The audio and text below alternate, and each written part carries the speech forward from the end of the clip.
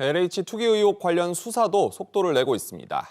경찰이 오늘 LH 본사 등을 압수수색했고 내일은 검찰과 경찰이 만나 수사 협력을 논의하기로 했습니다. 이런 가운데 문재인 대통령은 이사 대책 추진에 차질이 없어야 한다고 거듭 강조했습니다. 윤지혜 기자 나왔습니다.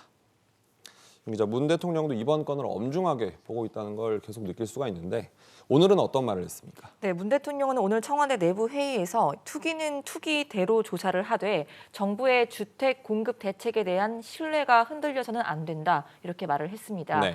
이어서 공급 대책이 오히려 더 속도감 있게 추진돼야 한다고 했는데요. 그러니까 이사 부동산 대책 추진에 차질이 없어야 한다는 점을 거듭 강조를 한 겁니다. 그렇군요. 경찰 수사는 어떻게 이루어지고 있습니까? 네, 본격적으로 오늘부터 시작이 됐습니다.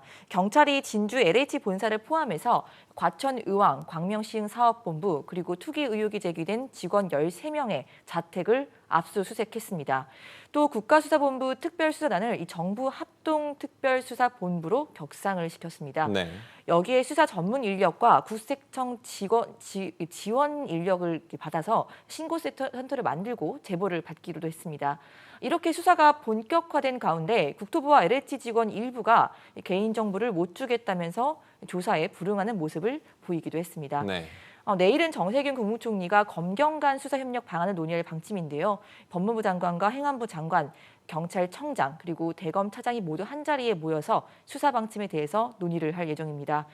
검찰이 처음 참석하는 자리인 만큼 어떤 얘기가 나올지 주목되고 있습니다.